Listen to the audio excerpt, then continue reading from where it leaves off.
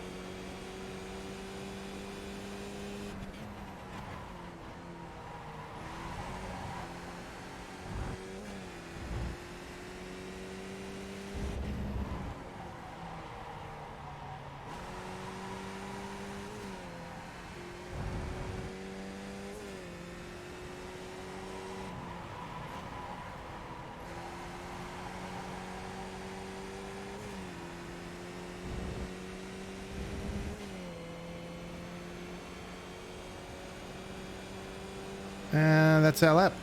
All right, so why don't we start breaking that one down. Okay, so long straight to begin with, of course. It's actually a short run out of the final corner before you hit this start-finish line. The start of the race will be in advance of this, which is not uncommon at some circuits, but the finish line is quite short, so out of the last corner. So just be aware of that. So you'll be, by the time you come to the end of this straight, flat out in fifth gear, and albeit a challenging one, this is the primary passing opportunity on the circuit. All right, so the key point of reference here is about this 100 board on the left of screen there. You can also see we're approaching a white line across the circuit as well. Both good references to use once the tyres are up and you're right in the thick of things. So as it's a primary passing opportunity, heavy braking zone, be aware and practice multiple lines through here. Very, very important, because it is possible to both attack and defend inside and outside, but you must be wary that, accidents will happen in this kind of zone as well. So, but if we're on the natural racing line, we're going to lift and brake at about that 100 board. And you can see Christian's coming down. heavy braking, quite a long braking zone, and you might start to use visually on the left some references. There's the 50 board, and just between the 50 board, as you come up on that little flag marshal's outpost with the number 4, that's where you're looking to turn in. All the way down. Now, as the brake starts to taper off, the angle increases in the steering all the way down into first gear, and you're looking to mount the curb here. Probably about this much is pretty good, as you would expect. And you can see Christian's back onto the throttle before the apex, but it's not a full commit because you've got this curbing in between, and you just want to manage the stability over the car, and once of the car over there, and as you start to come off it, we're back on full throttle commit, full throttle commit for the exit of the corner. About this far out, tracking out is about as far as you want to go without picking up the 1X. Absolutely. And be mindful too that there'll be variations in this if you're side by side, of course.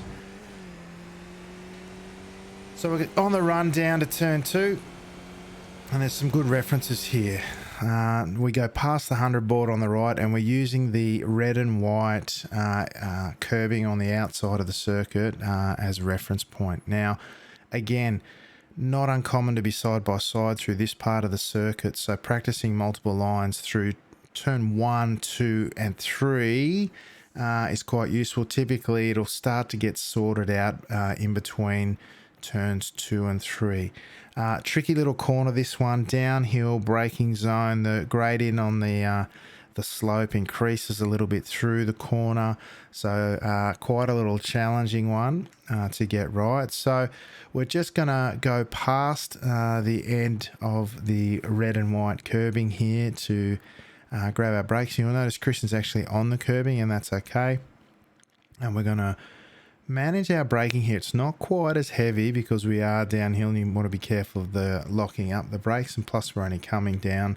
We're not coming all the way down from 5th. Little bit of steering input as the brakes come off.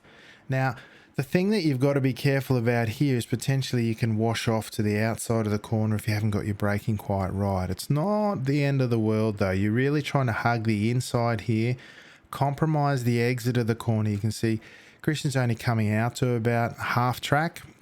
Still got quite a bit of steering input in. Now, if you haven't got your braking right, because of the nature of the downhill aspects of this corner, you have the potential to wash out a little bit further to the right. That's okay.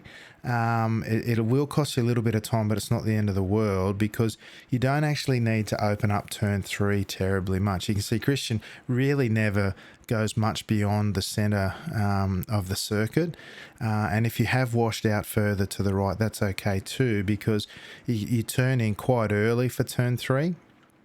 And you're flat.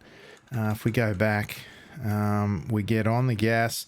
We're just kind of maintenance throttle to get through there because it's quite a long radius of corner, and we're full on at about just past the apex, if anything, a little bit. And then because again we're trying to compromise a fraction, and then we're flat up into 3rd and into 4th again. Now you can ride quite a bit of the curb here on the inside, as you can see at turn 3. But why I mentioned it's not so bad if you wash out of that corner a little bit is because there's a lot of runoff on the exit of turn 3, and if you're a bit tighter on entry, that's okay. It will cost you some time, but if you're in the midst of a battle, don't be too stressed by it. And you can see you can take a good deal of the exit curbing out of turn 3. So on your own, a little bit of compromise out of 2 to open up turn 3, and you're flat out in 4th through there, no problems. All right, so we're coming up to one of the great corners on this circuit. I still remember this is where Felipe Massa copped that piece of the car in front in the Scon that brought about the halo. All interesting to think that it all sort of came about after this. So we're flat out in 4th gear, ride the limiter if you need to be. Now, I think last week I was talking about not upshifting into the higher gear because it upsets the rhythm for me. Typically that's with braking, but similarly here I find if I hit this particular corner, the approach this corner in 5th, that just sort of upsets my rhythm, but I'll leave everyone to do it themselves. So Christian's riding a lot of the curb here. you'll see you don't have to feel like you need to do that. You know, there's plenty of rube over on the left there, even if you just have your outside tyres on. But if you do want to maximise your speed through here, you do have the option of using all this curb. Now, again, this is another exercise in looking up the circuit. You're really trying to spot your apex, and you are turning in a little bit on faith. You can see the apex, the curbing on the outside of the circuit before we turn in curve slightly to the right. You're really kind of looking for that crest, and it's almost straightens a little bit. There's a little kink in it in that curving to spot your turn in reference, and you are turning in blind of this apex. Stay in fourth gear once the tires are up, and you can see Christian's got great rotation and he's actually having to correct counter steer a little bit. You can take a fraction more of that curbing, so by turning in a fraction earlier than this lap, and then run all the way out. Now, honestly, this is about as far as you want to go for a couple of reasons. One, obviously, there's an incident point on once you leave the green part of the exit curbing any further, and there's actually a slowdown there that'll cost you quite a bit. But also, if you notice the green sawtooth curbing here sort of has a lip on the outside, and you'll see Christian does it here. It sort of kicks the rear of the car out. It just sort of, you lose it, and you've really got to do pretty well to catch it. And Christian's done that here. So he just kicks out and he has to catch it. So just be wary of that. You really want to sort of get all the way out to the green. Just be mindful though, if you're right on the edge there's the risk you run that you've got the rear kicks out and you'll have to catch it. So we're going to go back out and open up for turn 5. Christian comes down into third gear here. Don't be afraid to take second as well. It's just a matter of whether you're going to carry mid-corner speed or gun for the exit speed, faster acceleration. On balance, there's not terribly much in it, right? So it's only a little touch on the brakes, and that's more to settle the car and start the rotation. And then let the car run. You can see there's quite a long period there where there's no input at all after the brakes come off, helped with the rotation. It's quite a long period with no input at all, and then bang, really early commit to full throttle, and that's very, very important here to maintain speed through this corner. One thing I haven't mentioned, sorry, and I'm going to cover a bit of ground, is do be careful coming through here, because this is a risky but not necessarily the most uncommon overtaking opportunity too. Be aware that, you know, it has been done 2x2 through here, through turn 4. Be very, very careful if you seek to do that or there's someone outside of you. But also, someone might seek to compromise your run through here by forcing you on the inside. And if they back out and then take the wide line or carry more speed through turn 4, they might end up on the inside of turn 5. So see how Christian's coming all the way over here to the left. Be prepared to have to defend the inside of turn 5 as well. It's not the worst thing in the world. You'll be a little bit slower through there, but this track is so hard to pass. You just need to be mindful of those things as well. Be aware that someone doesn't come up the inside of you after carrying more speed, and have a bit of a lunge up the inside here at turn 5. So really, really early on the gas, second or third, depending on your preference. And then we're coming up to this fancy little chicane here at 6 and 7. So around this ripple strip, just as we get onto it, off the gas and onto the brake, and you're pretty, 50-55% brake, so it's a relatively heavy braking zone, down into second, and about that Marshall spot with a number 15 on it on the left, you're going to look to turn in. Stay in second gear here, and you can ride a fair amount of this curb. Be careful, any more than this and you'll pick up your incident point, no problems, and there's a slowdown hiding around in here as well. But you can see that as far as throttle input goes, there's a fair amount there, but it's not full commit, again, because you're riding the curbs, and there's the risk of unsettling particularly the rear of the car when you come off the curb back onto full throttle. And again, you can see for the second part here at turn 7, the second part of this chicane, it's full throttle, bash the curb. And again, this is about as much as you want to take, okay? Because the incident and the risk of slowdowns. And you see, once you hit the settling point on turn 6. As you come off the curb, you're full throttle, but you are a significant amount of throttle as you mount the curb to start the acceleration and manage the stability of the car. Full throttle when you come off it, and that's how you carry the most speed through the chicane. Track all the way out to the right here. You can see Christian's even got a bit of grass. Now as we come up here to turn 8, you can see he's turning in at full throttle. There's a lift to let the car rotate, and then back on. Look at that beautiful speed mid-corner, and then as the car gets on the curbing, half throttle. As it comes off, you're back onto full throttle. So just, again, managing that stability. And you can see here that we've completely compromised the exit of turn 8 for the preference of turn 9 coming up.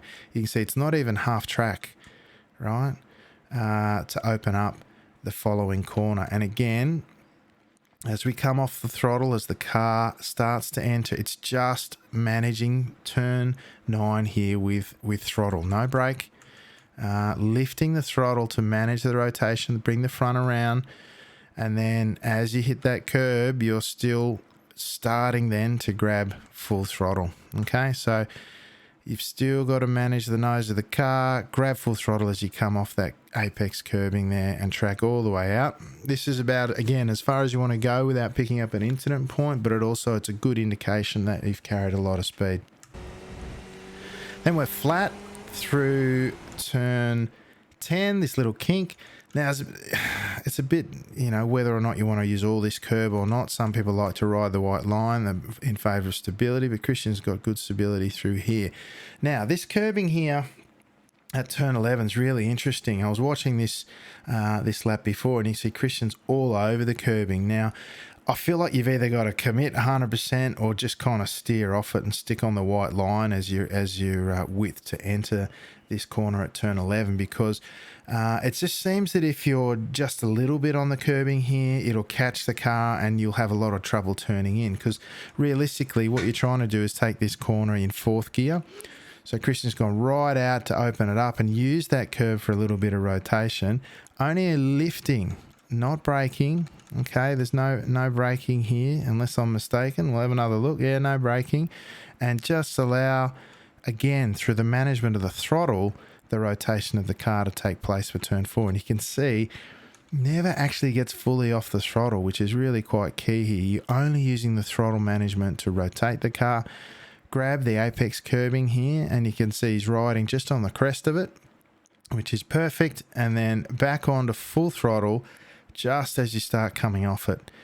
Now all the way out to the left here, again, this is as far as you want to go without picking up the 1X as you hit into the grey outside the green there. All right, so we're on the run down now into turn 12. This is a legit passing opportunity as well, and sets up that final run through the final sector towards the line. Be prepared to defend on the inside here, but if you're on your own, just use the outside curbing there. And as you, on the left, as you approach that curbing, lift and start braking. Pretty heavy braking there, really, 60%. As you taper off the brakes, start adding steering input down into 2nd gear. Nice big bit of the curb and back on full throttle. These ones aren't as disruptive to the stability of the car, so you can grab full throttle as you mount the curbing here at turn 12. And then let the car run all the way out. You can just kiss the green AstroTurf on the outside without any problems. Now, depending on whether you've been attacked there or someone set up a run on the outside, you need to be careful into the next corner as well. As we come up to the final series of corners here at 13 and 14. So just as you come underneath that bridge, or as you, depending on what your graphics setting are, approach the flag marshal's box number 22 on the right there, you're going to lift and brake. It's not that heavy a braking zone. Again, we're down into 2nd gear. You can take 1st here. Both are perfectly acceptable. It just depends on whether you want to use brake or engine braking, or how you want to approach the corner. just let the car run. You see all this time without input. Once Christian's used the little bit of braking to slow the car and then rotate it as he's turned into the corner. You can just see it's just a little bit of feather on the brake through the mid stages just to help. And this time he's using the brake instead of the accelerator to manage the front of the car coming around. Okay. You can ride this curb on the inside. You're really trying to minimize track distance by staying close to it. However, you don't necessarily want to ride it because the inside rear tyre will spin up and you'll lose a bit of pace on exit. You can see though he's committing to full throttle well before the middle stage apex of the corner. And what was interesting through here is Christian used the brake rather than engine braking to slow down, but and we'll go in full speed in a sec. You'll see just as he comes onto the accelerator, he clips down into first gear. So watch that at full speed. So you can hear that just as he goes on the gas. So he uses the brake rather than the gears to slow and rotate the car in this instance. And then as he comes back on the gas, gets the benefits of the acceleration out of first gear. So, you know, that's might be how you approach it. You might use the first gear to brake as well, use engine braking and then to rotate the car as well and acceleration, or you can actually do this in second gear all round depending on how you feel. But just be mindful, there's quite often a lot of 2x2 through here as well, so you'll need to navigate different lines. All right, we're going to briefly grab third gear after tracking all the way out on the exit of the penultimate corner there. We're coming into turn 14. And you can see Christian's briefly touched into third gear and he's going to turn in at full throttle. You can see we've gone a fair way. So where's the steering input? So we're moving out to the left and the steering input for the final corner's already started and we're still full on the gas. Okay, so then we come off part way through the corner down into second gear mid stages. We're only going into second gear, and as you pass that green barrier on the inside of the corner, you're going to start thinking about partial throttle. Be mindful that you can ride this inside curbing, but again, don't ride it too much because you'll get wheel spin in the drive wheel, the inside drive wheel on the right there at the rear. And that'll compromise your exit speed. And then when you're comfortable, and here's the faith part of it and a little bit of practice, when you're comfortable that you're not going to spew out too far to the left and pick up the 1X, you're grabbing full throttle. There's a little bit of reps and repetition and practice in finding the right spot there. Then up into third gear, and again, look, there might be a little bit more on the exit curbing that you could take here, but not a great deal. And again, that short run to the line. Okay, so track position is quite key here. You can see you're only getting into fourth gear by the time you hit the line. So defending, learning and practicing how to defend through that final sector, excuse me, is quite important because they're not going to get the run on you out of it. So strong defense and tactics through there, very important. All right, that might just about do us, folks. Hope you have enjoyed that. Once again, the great Christian Perez showing us how to get the good lines and nice and quickly around Hungaroring this time. Fun track, tough to pass. Practice your defense and your attack. If you've had a great quali, you can defend that position strongly on this place. And if you need to move through the field, pick those corners, you know. Turn 1 and 2, you can get it done in combination often with each other. Turn 4, if you're brave, into turn 5 through the kink and the hairpin there. And then finally through that final sector at corners 12, 13 and 14. Racing should be fun here. I hope you enjoy it. Excuse me. Go check out infiniteracingservices.com. Also on YouTube, of course, where this video is. And they got a Discord there as well. You can find at their website. That'll do us for this week, folks. I hope you enjoy your racing here at Hungaroring. And on behalf of Christian Perez and Infinite Racing Services, I'm Alex McKellar. And until next time, ciao for now.